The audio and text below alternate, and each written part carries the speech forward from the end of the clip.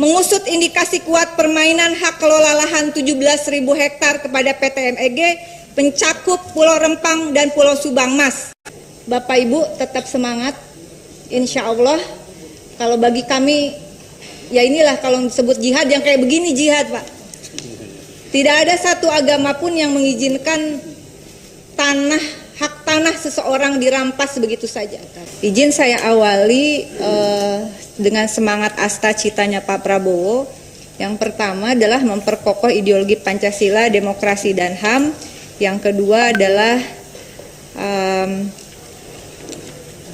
membangun, yang keenam, asta cita nomor 6, membangun dari desa dan dari bawah untuk pemerataan ekonomi dan pemberantasan kemiskinan. Asta cita nomor 7 adalah memperkuat reformasi politik, hukum dan birokrasi serta memperkuat pencegahan dan pemberantasan korupsi. Asta cita yang 8 juga penting untuk menjadi inspirasi kita semua ya, Mas Kawendra dari Gerindra. Memperkuat penyelarasan kehidupan yang harmonis dengan lingkungan, alam, budaya, serta peningkatan toleransi antar umat beragama mencapai masyarakat adil dan makmur. Rasanya kasus yang berada di hadapan kita pada pagi hingga siang hari ini adalah kasus dari masyarakat yang jika saja poin-poin dari asta cita itu bisa kita perjuangkan bersama Mas Kawendra, insya Allah tidak akan terjadi hal seperti ini dan kita ada solusi untuk persoalan yang ada. Selanjutnya saya juga mengucapkan terima kasih untuk perwakilan masyarakat yang telah susah payah datang ke rumah rakyat DPR RI, bertemu dengan wakil-wakil Bapak Ibu yang telah mendapatkan kepercayaan. Dan kita juga terikat oleh sumpah jabatan bahwa tugas kami bukan hanya untuk rakyat yang ada di daerah pemilihan, tapi karena ini DPR Republik Indonesia, maka mandat kepercayaan dari Bapak Ibu meskipun bukan dari daerah pemilihan kami, tentulah menjadi kewajiban konstitusional kami untuk memperjuangkan.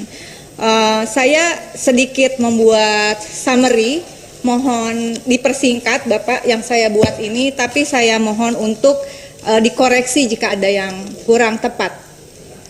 Pertama adalah mengenai kasus sengketa tanah ulayat Desa Gobah tahun 1980 dalam tanda kutip diserobot oleh PTPN 5. Tanah ulayat Desa Gobah seluas 1.400 hektar merupakan perkebunan karet yang menjadi bagian program Pusat Koagulasi Karet Rakyat atau PPKR. Pemilik tanah ulayat tersebut kurang lebih 1.000 keluarga. Betul Bapak? Izin ya pimpinan. 1985, tanah ulayat masyarakat Desa Gobah seluas 1.400 hektar dalam tanda kutip dirampas oleh PTPN 5. Betul Bapak? Tahun 1986, pohon karet yang sudah berumur 6 tahun ditebang habis oleh pihak PTPN 5, kemudian perkebunan tersebut diubah menjadi perkebunan sawit tanpa persetujuan pemilik tanah ulayat. 1999 terjadi kesepakatan antara masyarakat dengan PTPN 5, pihak PTPN berjanji memberikan sagu hati atas pemanfaatan tanah masyarakat untuk membangun kebun kelapa sawit. Nanti dikoreksi Pak ya. Kemudian hingga 2022, artinya selama 23 tahun, PTPN hanya memanfaatkan lahan kurang lebih 308 hektar saja dari 1.400 hektar. Yang dipakai 380 hektar. Betul? Oh, enggak Pak, langsung aja Pak. Cuman iya atau tidak aja? Tidak begitu bunyinya. Jadi lahan itu yang mereka manfaatkan itu waktu itu kan belum kami ukur. Langsung Pak, kira-kira lahannya 1.400 betul tadi hektar? Lahan itu yang 1.700 yang mereka manfaatkan, mungkin kesalahan-kesalahan. Yang dimanfaatkan mereka adalah 1.700 hektar dan di situ kan di dalam kesepakatan mereka memberikan sagu hati. Di dalam hal ini sagu hati yang mereka maksud adalah pembangunan kebun pola KKPA untuk masyarakat Gobah seluas 2.000 hektar. Tetapi di luar dari yang mereka manfaatkan 1.700.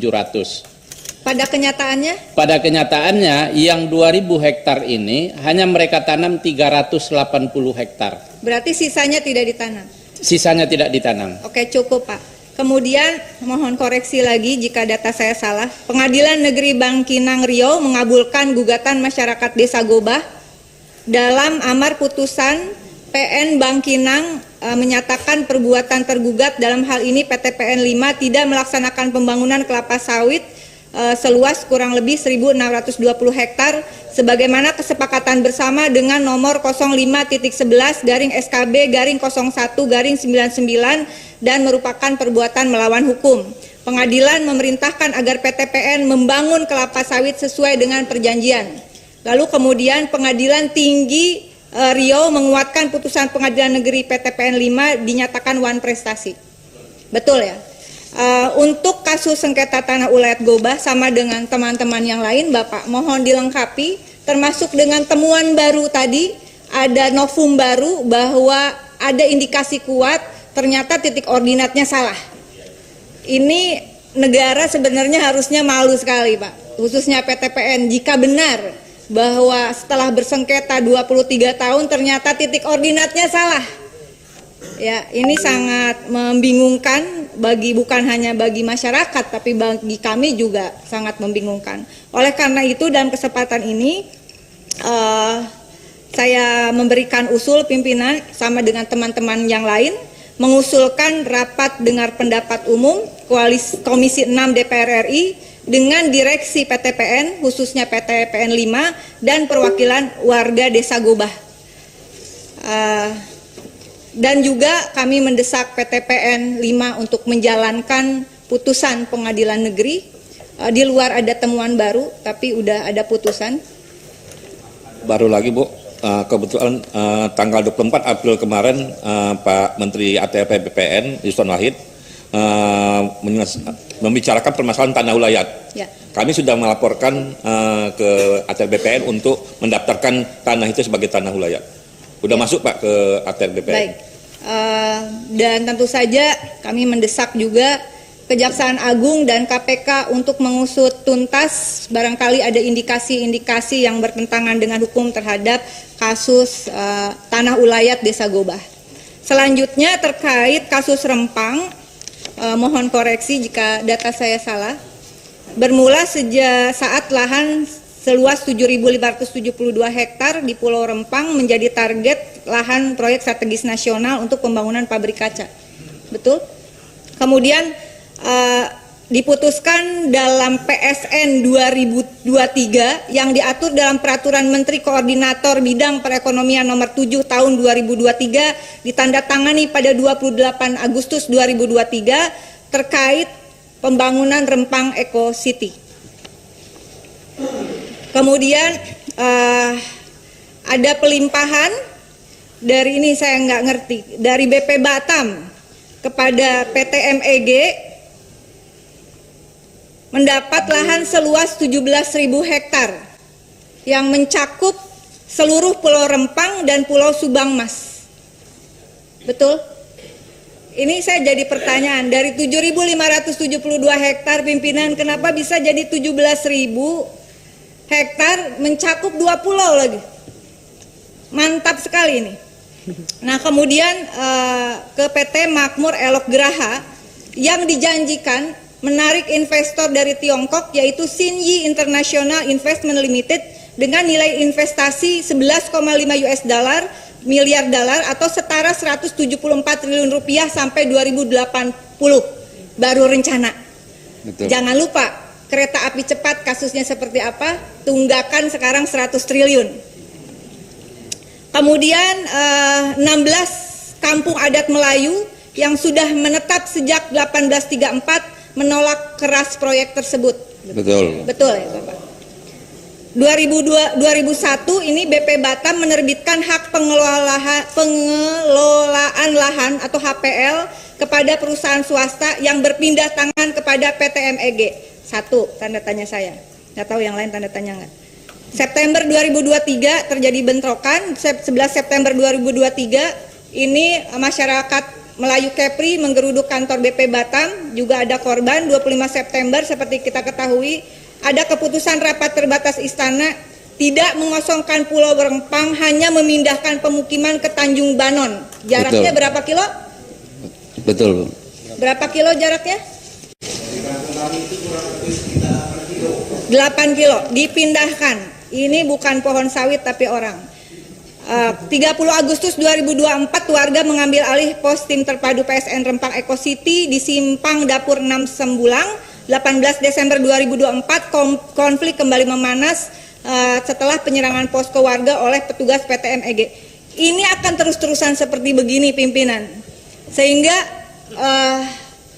tidak mungkin mereka datang ke sini kalau mereka tidak putus asa. Dengan ongkos yang luar biasa. Saya pernah menangani kasus serupa di Jambi terkait tanah yang harusnya menjadi hak para warga di sana. Alhamdulillah berhasil. Insya Allah tidak ada yang tidak bisa. Oleh karena itu dalam rapat ini saya langsung merekomendasikan mendukung pemerintah untuk mengevaluasi, kalau tidak membatalkan, evaluasi dululah PSN 2023 tentang Rempang Eco City. Sudahkah ada feasibility studies yang lengkap yang diperhitungkan untung ruginya termasuk terhadap ekosistem yang ada di sana? Kedua, bukan lagi PSN, apalagi sudah dibatalkan. Karena itu mendukung Kejaksaan Agung dan KPK meskipun sudah dibatalkan, mengusut indikasi kuat permainan hak kelola lahan 17.000 hektar kepada PTMEG, pencakup Pulau Rempang dan Pulau Subang Mas. Ketiga, memohon pimpinan DPR meminta BPK melakukan audit terhadap PT Batam terkait kasus ini. Keempat, dengan sathormat kami mengusulkan kepada pimpinan dan anggota Komisi 6 mengadakan rapat dengar pendapat umum dengan direksi PT Batam, panggil ke sini Pak perwakilan warga Pulau Rempang dan Pulau Subang Mas serta perwakilan PTMEG. Mudah-mudahan Komisi 6 ini menjadi tempat harapan. Ribuan orang dari Pulau Rempang dan Pulau Sabang Mas bisa terwujud. Bapak Ibu tetap semangat, insya Allah. Kalau bagi kami, ya inilah kalau disebut jihad yang kayak begini jihad Pak. Tidak ada satu agama pun yang mengizinkan hak tanah seseorang dirampas begitu saja. Boleh ada pembangunan? Boleh. Boleh ada proyek strategis nasional? Sangat boleh. Tapi apakah sudah ada kajian atau belum? Kajian tidak hanya dipertimbangkan persoalan nilai investasi yang katanya akan datang ke Indonesia dan keuntungan yang entah kapan akan terjadi, tapi yang pasti kerugian sudah diderita oleh rakyat. Mudah-mudahan dari Komisi 6 ini kita bisa menyuarakan keadilan untuk masyarakat Pulau Rempang khususnya dan masyarakat Desa Ulayat Gobah. Terima kasih untuk kehadirannya, terima kasih pimpinan. Wallahul muwaffiq ila aqwamit thoriq. Wassalamualaikum warahmatullahi wabarakatuh.